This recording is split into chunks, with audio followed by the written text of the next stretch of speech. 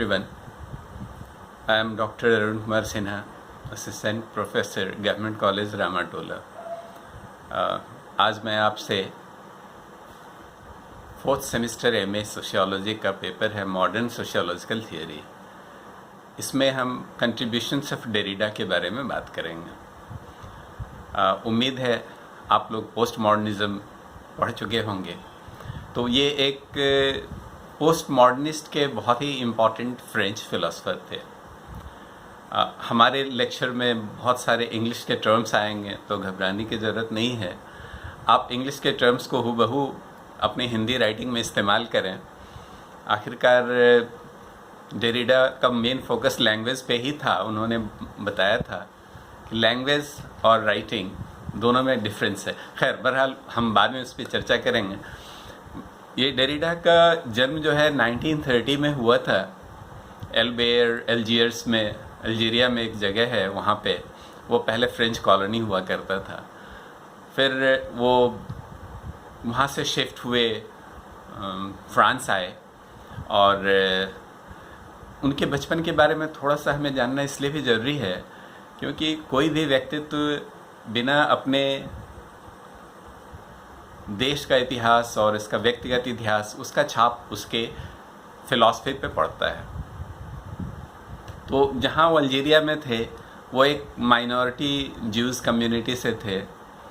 वहाँ उन्होंने जो फेस किया मेजॉरिटी कम्युनिटी के हाथों, वो एक प्रोजेक्यूशन था। एक उनको अपनी पहचान नहीं मिल पा रही थी। बड़े बड़े रिलीजन थे जैसे क्रिश्चियनिटी और इस्लाम, और उसमें कहीं ना कहीं वो अपने आप को एक्सक्लूडेड महसूस कर रहे थे। बहरहाल वहाँ से जब वो फ्रांस आए, 1947 में शायद फ्रांस आए थे, लेट मी चेक।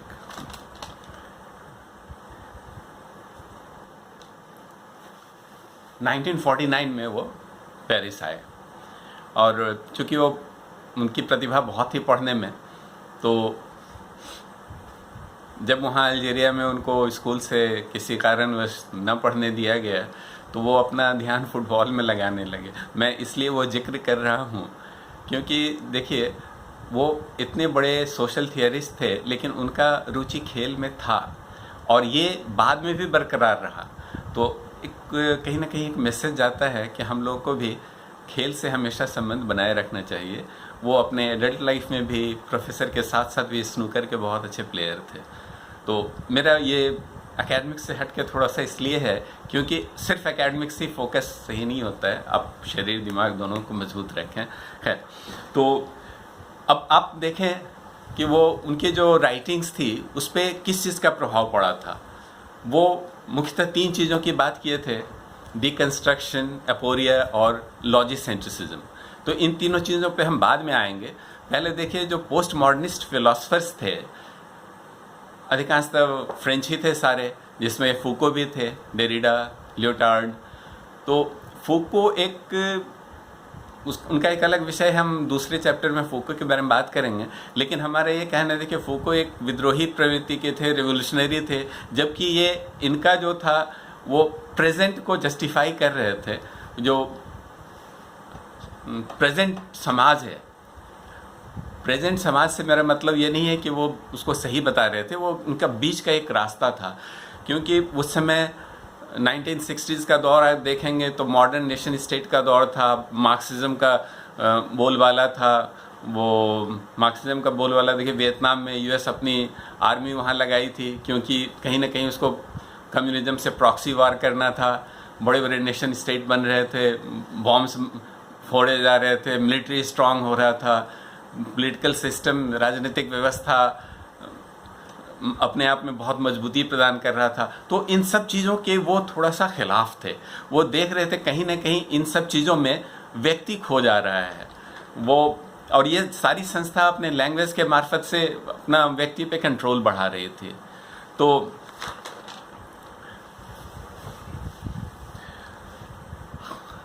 इन सब चीज़ का राइटिंग उनका शुरू हुआ।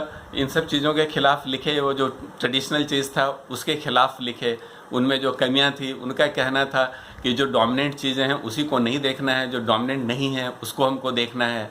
जो कि इनके डिकंस्ट्रक्शन जो इन्होंने एक way of thinking, way of philosophising दिया, उसमें इसका बहुत अच्छा विवरण है। तो डिकंस्ट्रक्शन से उनका मतलब ये था कि आप कोई भी सिद्धांत के प्रति, कोई भी व्यक्ति के प्रति, कोई भी विचार के प्रति अत्यधिक लॉयल्टी, एक्सेसिव लॉयल्टी, अधिक समर्पणता, हमारी हिंदी शायद उतनी अच्छी नहीं हो पा रही है, लेकिन हम समझ रहे हैं। आपको जो बातें बताना चाह रहे हैं वो थोड़ा समझने की कोशिश कीजिए। वो समर्पण का भाव वो बहुत ज़्यादा नहीं होना चाहिए किसी भी आइडियाज़, विचार या व्यक्ति या कोई सिद्धांत। अगर आपका बहुत एक्सेसिव लॉयल्टीज़ है तो आप उसका जो काउंटर है उसमें आप अच्छी बातें नहीं देख पाएंगे। उसमें कहीं ना कहीं आपको जो सही ज्ञान है वो मिस हो जाएगा। अब देखिए, उनकी ज़िंदगी में वो चूँकि प्रोसिक्यूटेड महसूस किए थे माइनॉरिटी के वजह से, तो उनका जो रिस्पांस आया, वो रिस्पांस हमेशा, वो जो एक फिलोसफिकल रिस्पांस आया, वो इसलिए था कि जो हमें जो प्रचलित नहीं है उन चीज़ों में भी हमको मेरिट देखना है, उन चीज़ों में भी हमको गुण देखना है। तो सबसे पहली राइटिंग उनकी 1967 में ऑफ ग्रामेटोलॉजी आई थी। तो ग्रामेटोलॉजी में उन्होंने बताया था कैसे लैंग्वेज का जो है, लैंग्वेज मतलब जो भाषा है, वो भाषा, स्पीच कुछ होता है और राइटिंग कुछ होता है। भाषा के मार्फत जो हम एक दूसरे से संवाद करते हैं उसमें जो भावना व्यक्त होती है, जो चीज़ें समझ में आती है, और हकीकत में अगर आप उसको राइटिंग में देखेंगे तो वो बिल्कुल अलग हो जाता है। वो और इसलिए उन्होंने बताया था कि जैसे पहले का जितने सारे वेस्टर्न इंटेलेक्चुअल मूवमेंट्स थे और उनकी जितनी राइटिंग थी, हाँ, उन सबको उन्होंने दरकिनार किया है। और उनका कहना है कि फ़िलासफ़ी जो है वो, अगर आप डिकंस्ट्रक्शन की थियोरी को माने और इसको समझने की कोशिश करें, तब आप अच्छे से चीज़ों को समझ सकते हैं। जैसे उन्होंने बोला, सोक्रेटिस के टाइम से फ़िलासफ़ी चला, उन्होंने स्पीच में जो बातें की वो राइटिंग में जो बात आई वो बिल्कुल अलग हो गई, क्योंकि राइटिंग में पर्सनल कम्युनिकेशन नहीं होता है, व्यक्तिगत संवाद नहीं होता है। वो शब्दों का बहुत सारा मतलब निकलता है जो शायद वो कहने वाला, जो स्पीच जिसने दिया था, वो शायद वो मीन नहीं करता हो। तो कहीं ना कहीं वो ओरिजिनल बातें खो जाती है। अब इन्होंने अपने जीवन काल में करीब 40 से ज़्यादा राइटिंग की, जिस वजह से ये बहुत सारे कंट्रोवर्सीज़ में रहे, बहुत पॉपुलर थे, हर यूनिवर्सिटी में जाकर लेक्चर देते थे देश विदेश में। इनकी पढ़ाई हार्वर्ड यूनिवर्सिटी में भी हुई। तो इनके जो क्रिटिक हैं वो बोलते हैं, उनका कहना है कि इन्होंने जो एक थियरी चलाया वो बड़ा ऑब्स्क्योर सा है, बड़ा अस्पष्ट है, वो चीज़ें एकदम स्पष्ट नहीं होती है, वो क्रिटिसाइज़ ज़्यादा करते हैं और एक नया सिद्धांत नहीं देते हैं। तो उनके भी बातों में दम हो सकता है, लेकिन हम उन चीज़ों को नहीं देखेंगे। हम ये देखेंगे कि उनका जो फिलॉसफी का जो 3 आयाम था, वो 3 बड़े राइटिंग थे, डिकंस्ट्रक्शन, एपोरिया और लॉजिक सेंसेस, हम उन पे बात करेंगे और उनसे हमको बहुत कुछ सीखने को मिलेगी। तो उनका कोई भी हम बात करते हैं या कुछ स्पीच देते हैं तो आप देखेंगे कि जैसे स्पीच का कुछ अलग महत्व होता है, क्योंकि हम कम्युनिकेट कर रहे होते हैं, इसमें बहुत सारे हाव भाव होते हैं, टोन होते हैं, एक ख़ास डायरेक्शन में हम आपको ले जाते हैं सोचने के लिए। लेकिन जब राइटिंग आप पढ़ रहे होते हैं तो आपके दिमाग में बहुत सारी बातें होती है और एक शब्द का आप अनेक अर्थ निकालते हैं, और आप जितनी बार पढ़ेंगे आप उतनी बार एक अलग मीनिंग निकालेंगे। तो उन्होंने कहा था, ये जो हमारा सोचने का जो प्रक्रिया है वो बड़ा प्रिविलेज थिंकिंग से चलता है, और वो कौन सा प्रिविलेज है? फॉल्स प्रिविलेज, जो कि अभी तक हमारे दिमाग में दिया गया है। हम उसी पैराडाइम में सोचते हैं, हम उससे अलग हटकर नहीं सोच पाते। आप देखेंगे जैसे स्पीच है तो स्पीच को आप पहले सुपीरियर मानते हैं, राइटिंग कम मानते हैं। रीज़न है, रीज़न को ट्रेडिशनली पैशन से ज़्यादा अच्छा माना गया है, जो कि रीज़न अपने आप में सही है, लेकिन पैशन जो है, पैशन यानी कि भावनात्मक चीज़, तर्क वर्सेस भावना, भावनात्मक चीज़ का भी अपना महत्व है और उसका अपना योगदान है, उसको आप नकार नहीं सकते। वो मैन वर्सेस वुमेन की बात करें तो मैन का अपना एक अस्तित्व है, वुमेन का अपना अस्तित्व है। पहले एक दौर चला था 1950s के पहले, मैन पुरुष को ज़्यादा प्राथमिकता दी जाती थी, लेकिन जब से पोस्ट मॉडर्निस्ट लोग आए और अपने विचार रखे, उसके बाद से फेमिनिटी का एक दौर चला। वो उनके राइटिंग की वजह से जो फीमेल वर्च्यूज़ है, क्वालिटीज़ है, वो उभर के सामने आया और आज की स्थिति में बिल्कुल एट पार हो गया। इन्होंने जब नेशन स्टेट के खिलाफ, बड़े बड़े राष्ट्रों के खिलाफ, उनकी नीतियों के खिलाफ, उनके इमिग्रेशन पॉलिसी ले लें या वार मॉन्गरिंग, लड़ाई की क्षमता को ले लें या अपना प्रभुत्व बढ़ाने की क्षमता को ले लें, तो उसके खिलाफ इन्होंने बातें की। आज की डेट में दुनिया बहुत बदल चुकी है, इन सब चीज़ों का मतलब अलग हो गया है, क्योंकि अब ग्लोबल इकोनॉमी हो गया है, इंटरनेट का ज़माना आ गया, कम्युनिकेशन बढ़ गया, लोग ग्लोब में एक दूसरे से बहुत ही ज़्यादा इंटरलिंक्ड हो गए। लेकिन उस समय की बात है जब ये डायकोटोमी ज़्यादा मजबूत था, कैपिटलिज्म वर्सेस सोशलिज्म का वो ज़माना था। तो अब इसमें भी इस डायकोटोमी को वो बोलते हैं डीकंस्ट्रक्ट करो। डीकंस्ट्रक्ट मतलब आप ये मत समझो कि कैपिटलिज्म जो था, पूंजीवाद जो था, बहुत अच्छा है, सोशलिज्म खराब है, ऐसा बिल्कुल नहीं है। दोनों में कुछ न कुछ अच्छी बातें हैं और हमको दोनों को लेके चलना है।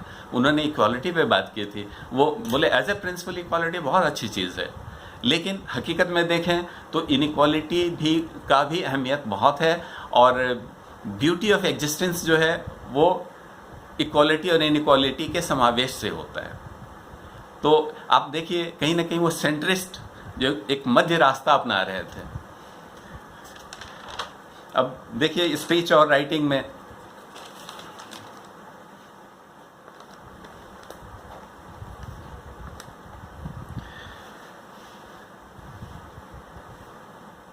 उन्होंने स्पीच को ही आगे, स्पीच और राइटिंग से बढ़ते हुए वो गए। तो उन्होंने बताया कि देखिए डीकंस्ट्रक्शन में आपको, जैसे स्पीच और राइटिंग को हम डीकंस्ट्रक्ट कर रहे हैं, तो उन्होंने एक बहुत फेमस और एग्जाम्पल दिया था कैपिटलिज्म और सोशलिज्म का, लव एंड सेक्स का। तो आप कैपिटलिज्म को बिल्कुल अलग, सोशलिज्म को बिल्कुल अलग या एक दूसरे का विरोधी, ऐसा नहीं देखना है। अगर हम लव एंड सेक्स की बात करते हैं तो लव एंड सेक्स बिल्कुल सेपरेट है या दोनों एकदम लिंक्ड नहीं है, ऐसा सोचना, हम जो मल्टी फैसेटेड रियलिटीज़ है, वो जो बहुआमीय सच्चाई है, उससे हम कहीं दूर हो रहे हैं। तो इन सब डाइकोटोमीज हैं और वो एग्जिस्ट करते हैं, लेकिन आपको इनसे घबराना नहीं है। इनसे एक रास्ता निकलता है, वो ये है जैसे प्रॉफिट एंड चैरिटी। क्या प्रॉफिट सही है, चैरिटी सही है? दोनों अपने अपने जगह सही है। और कई बार आता है लव हेट, क्या दोनों दो अलग अलग चीज़ दिखते हैं, लेकिन दोनों का एक मध्यम वर्ग पाथ निकलता है और वो ये कहता है कि जब दो डाइकोटोमीज हो तो दोनों के यथार्थ को देखिए, और भले ही वो इररिकंसाइलेबल हैं, दोनों में से कहीं पे समानता नहीं है, कहीं एक दूसरे से मेल नहीं खा सकते हैं, और आपको लगेगा कि इसका फिर कोई सलूशन नहीं है, तो हर चीज़ों का सलूशन निकालने की ज़रूरत नहीं है, हर चीज़ों का समाधान करने का ज़रूरत नहीं है। वो कॉन्ट्राडिक्शन को एग्जिस्ट करने दीजिए और उसको आप कबूल कीजिए, वो आपका साइन ऑफ मैच्योरिटी है। वो ट्रूथ जो होता है, ट्रूथ एकदम से या तो बिल्कुल लेफ्ट या बिल्कुल राइट में नहीं है, ये ऑसिलेट करता है, ये पेंडुलम की तरह ऑसिलेट करता है, और उसमें आप सच्चाई ढूंढेंगे और सच्चाई देखेंगे तो ये आपका साइन ऑफ मैच्योरिटी है।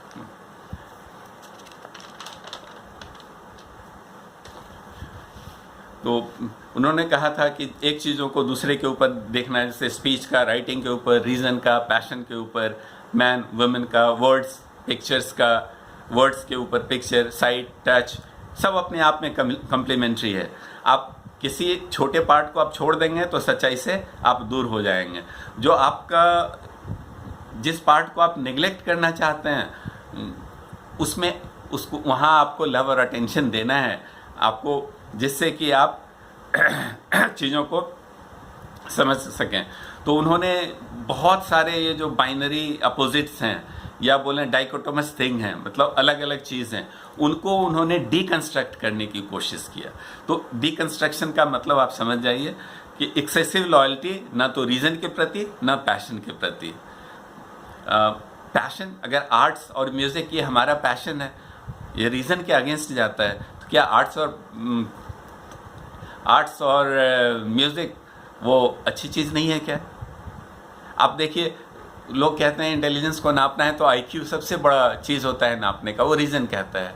लेकिन जो व्यक्ति आईक्यू स्केल पे अच्छा नहीं करता है, वो हो सकता है कि फ्रेंडशिप बहुत अच्छा करता हो, अपने परिवार को बहुत अच्छा चलाता हो, अपने इमोशनल मैनेजमेंट बहुत अच्छा करता हो।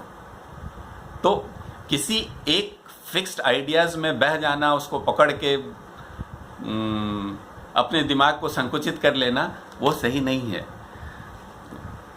उन्होंने एक और बात की, जैसे डाइकोटोमी देखें तो हाई कल्चर लो कल्चर।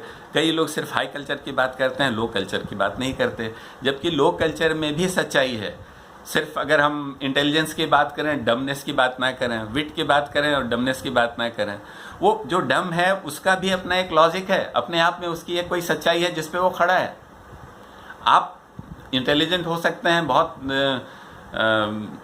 विटी हो सकते हैं, तो ये सबके लिए समान रूप से लागू होगा ऐसा नेचर हरगिज नहीं कहता। नेचर अलग अलग बना हुआ है। एक जो सामान्य दिमाग वाला है उसका भी एक रोल है, जो रोल आप नहीं कर सकते। तो आप देखेंगे कि अगर व्यक्ति को इंटेलिजेंटली रहना है तो उन सब चीज़ों में से पॉइंट निकालना होगा और अच्छी बातों को समेटना होगा।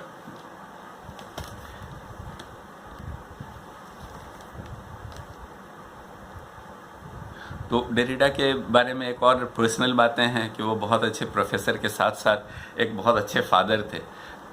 हालांकि उनका जो बहुत मल्टी कलर्ड लव लाइफ था, वो ये दोनों डाइकोटोमस चीज़ को उन्होंने साथ लेके चला और साइन ऑफ मैच्योरिटी दिखाया था।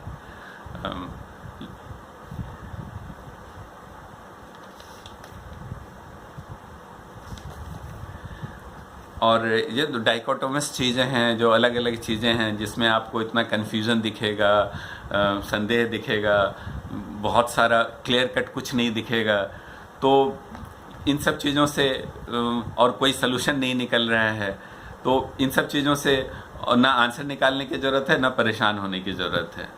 वो हर चीज़ का एक सलूशन निकलता ही है, या हर चीज़ को एकदम सिंप्लीफाई वे में देखें, एकदम सिंप्लीफाइड वे में सरल तरह से, तो सच्चाई नहीं मिल सकती। सच्चाई मल्टी फैसेटेड है, बहुत सारे चीज़ों को मिलके सच्चाई बनी है, तो हमको हर पहलू को देखना है। एक चीज़ सच नहीं हो सकता, किसी भी कंक्लूजन पे हमको नहीं पहुंचना है।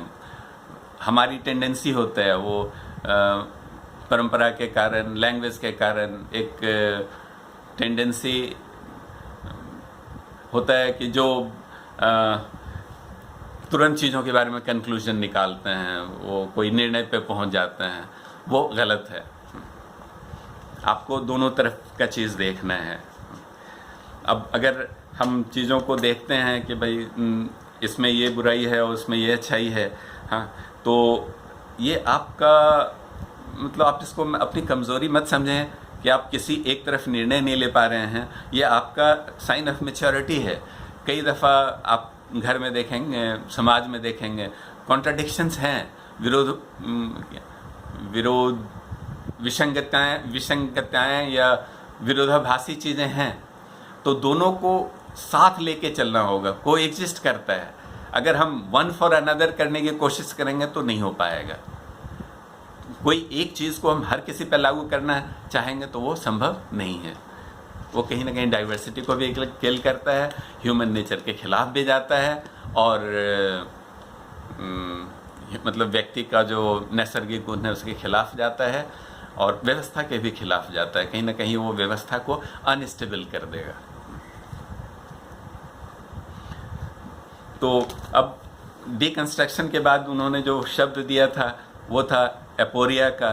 तो एपोरिया वो शब्द उन्होंने इसलिए बनाया क्योंकि ये जो एक स्टेलमेंट की स्थिति बनती है जब आप कोई दो विरोधाभासी चीज़ों को डिस्कस करते हो, तो उनके लिए एक थोड़ा सा एक ग्लैमरस शब्द उन्होंने दिया है, एपोरिया। एपोरिया मतलब होता है पजल, इम्पास, जहाँ कुछ नहीं हो पा रहा है, स्टेलमेट की स्थिति होती है। तो वो स्टेलमेट की स्थिति जो होती है वो मेरे ख्याल से फिलोसफर को वो रास्ते पे ज़रूर जाना चाहिए जहाँ स्टेलमेट हो, तो दोनों चीज़ें स्पष्ट दिखती है। और एक जो बीच का जो टेंशन दोनों के बीच में होता है, उसके ग्रेविटी को समझ में आता है, उसके ग्रेविटी को समझना आसान होता है। अब एक सबसे बड़ी राइटिंग जो उनकी थी वो थी लोगोसेंट्रिसिज्म पे, जिस पे उनकी बहुत क्रिटिसिज्म हुआ उनका। तो क्रिटिसिज्म उतना जस्टिफाइड था नहीं। लोगोसेंट्रिसिज्म का मतलब ही था, उनका कहना था कि व्यक्ति खुद को लॉजिक और रीज़न के प्रति इतना डिवोट कर देता है और वो लॉजिक और रीज़न को चलाने वाला जो लैंग्वेज है उसके प्रति इतना समर्पित हो जाता है कि वो बहुत सारी चीज़ों को छोड़ देता है। जो मैं पहले ही बताया था, आप म्यूज़िक, आर्ट, उसको आप छोड़ देंगे, बोलेंगे ये तो इसमें कोई लॉजिक नहीं है। बहुत सारे चीज़ें बिना लॉजिक के भी, इसमें कोई रीज़न नहीं है, लेकिन वो बहुत अच्छी चीज़ है, हमें अच्छा लगता है और हम इनको वर्ड्स में एक्सप्लेन नहीं कर सकते। लैंग्वेज को हम वर्ड्स में डाल सकते हैं, लेकिन म्यूज़िक, आर्ट को हम शब्दों में नहीं डाल सकते। तो हर चीज़ों को हम शब्दों में डाल सकें ऐसा संभव नहीं है। और शब्द का भी अपना लिमिटेशन है। अगर हम बात करते हैं सपोज़ बफेलो, अब हमने लिख दिया बफेलो, अब हमारे दिमाग में जो भी रहा हो, एक पढ़ने वाला बफेलो की अगर बात देखेगा तो वो या तो समझेगा अच्छा छोटा है, बड़ा है, जंगल में घूम रहा है, या जानवर है, या दूध देने वाली है, या वो बिकने के लिए मार्केट में आया हुआ है। तमाम बातें आ जाती हैं। जो एक राइटर कहना चाह रहा है उससे कहीं हट के बहुत सारी बातें उसके दिमाग में आता है। तो राइटिंग से जो चीज़ों का जो कन्वेइंग है, एक जो संवाद है, वो कम हो जाता है। व्यक्तिगत संवाद बहुत सटीक होता है, अच्छा होता है, इसमें लहजा होता है। आप देखिए, आप पिक्चर देखते हैं तो उसके लहजे को, उसके भाव को, चारों तरफ का जो वातावरण होता है, उसको सारी चीज़ें आप पे प्रभाव डालती है और फिर आप उन चीज़ों के गहराई में जाते हो। मैं फ़र्ज़ करो जो पिक्चर का डायलॉग है, आप घर में आके पढ़ लो, पूरे कहानी को पढ़ लो, आप उस कहानी में नहीं घुस पाएंगे, उन चीज़ों को नहीं समझ पाएंगे। तो यही फ़र्क है स्पीच और राइटिंग का। ये कम्युनिकेशन का एक स्किल है जो स्पीच में आता है और वो स्किल राइटिंग में नहीं आ पाता है। तो हमारे आज तक के जो राइटिंग थे, वो सोक्रेटिस ने या प्लेटो ने या रूसो ने जो बातें बोली, बहुत कोशिश किया गया कि उनकी बातों को राइटिंग में लाया जाए, लेकिन हर बातें आ गई ऐसा संभव नहीं है। तो एक और चीज़ उन्होंने बताया था, देखिए समाज में हायरार्कीज़ है, जब वर्ड्स में डाइकोटोमी है से रिच पुअर, हाँ, तो ये हायरार्कियल भी है। जैसे हायरार्कियल है, काइंडनेस बहुत अच्छी चीज़ है, हाँ, क्रूएल्टी ख़राब है। तो हायरार्कियल में हम इसको संस्करण में हम काइंडनेस को, दयालुता को ऊपर डालते हैं और क्रूरता को नीचे डालते हैं। तो ये सब डाइकोटोमीज को हटाने की ज़रूरत नहीं है। ही वॉज नॉट अगेंस्ट डाइकोटोमीज, मतलब ये जो हायरार्कीज़ है और दो डाइकोटोमस वर्ड की बात हम कर रहे थे, इसको हटाने की ज़रूरत नहीं है। इसको आप बहुत पेशेंटली चीज़ों को देखें और तो आप देखेंगे कि दूसरे साइड में भी कुछ मेरिट है। अगर व्यक्ति समाज में कोई क्रूर व्यक्ति नहीं हुआ तो दयालुपन का भाव लोगों को समझ में नहीं आएगा। लोग ये नहीं समझ पाएंगे कि क्रूरता खराब है और दयालुता अच्छा है, तो दयालुता के प्रति जाएंगे वो। तो जो छोटी सी बातें होती है, आप उनके तरफ भी जाके देखें। कोई डिबेट है, हम अपनी बात पे अड़े रहें, वो बिल्कुल सही नहीं है। जो दूसरी बात बोल रहा है, उनकी भी बातों को समझें, उनके नज़रिया को देखें। तो किसी भी चीज़ को यूं ही डिसमिस कर देना वो गलत है। तो इस तरह से हम देखते हैं कि दरिदा जो है अपने बातों से हमें तीन चीज़ों की जो बात बताया, डिकंस्ट्रक्शन, एपोरिया और लॉजिसेंट्रिसिज्म, तो एक चीज़ों को पढ़ने, समझने और सोचने का एक बहुत अच्छा माध्यम है। तो हम समझते हैं कि आपको इससे ज़रूर फ़ायदा हुआ होगा और इसको कोशिश कीजिए अपने जीवन में लाने का। और कोई भी बातें कही गई हैं वो किसी खास इपोक के लिए सही होती है। हो सकता है कि इसको रिफ़ाइन करके आप और भी अच्छी बातें बनाएं, और भी अच्छे फिलॉसफी लाएं। ये सब समय से बंधा हुआ होता है। वो उनके समय की ये बात थी। अब एक और बात उन्होंने बताया, देखिए उन्होंने शुरू में ये बहुत अच्छी बातें लिखी। आखिरी में उन्होंने 1991 के आसपास उन्होंने एक किताब लिखी ऑन नेशनहुड और समथिंग, ऐसा कुछ किताब का नाम था। तो उसमें उन्होंने आइडेंटिटीज़ की बात करने लगी। कौन सी आइडेंटिटी? नेशनल आइडेंटिटी, वो यूरोपियन आइडेंटिटी। अब ऐसी बातों का मॉडर्न संदर्भ में बहुत दुरुपयोग ये हुआ कि लोग नेशनलिज्म, फेनेटिसिज्म की ओर जाने लगे, जीनोफोबिया की ओर जाने लगे कि मेरा राष्ट्र सबसे अच्छा है, जो कि हकीकत में ऐसा इतिहास को देखेंगे तो समझ में आएगा। जिसने भी इस तरह की बातें की वो उसका दुष्परिणाम आया। हर राष्ट्र अपने आप में अच्छा है, हर को अपने आप राष्ट्र पे गर्व है, लेकिन उनकी बातों को शायद कुछ तो कहीं ना कहीं दुरुपयोग हुआ। अब मैं यकीनी तौर पे नहीं कह सकता, क्योंकि यकीनी तौर पे कहने के लिए हमको उनके ओरिजिनल टेक्स्ट पे जाना होगा। तो हमारी आपसे दरख्वास्त ये है कि आप कभी भी कोई भी फिलोसोफर को पढ़ना है तो उनके ओरिजिनल कृति में जाने की कोशिश करें, फिर आपको उनके चीज़ों को ज़्यादा समझ में आएगा। जो सेकेंड हैंड बुक है, जो सेकेंड हैंड राइटिंग है, वो सिर्फ आपका हल्का मार्गदर्शन कर सकता है। हम समझते हैं आपका कुछ कॉन्सेप्ट्स हमने क्लियर किया। बहुत बहुत धन्यवाद।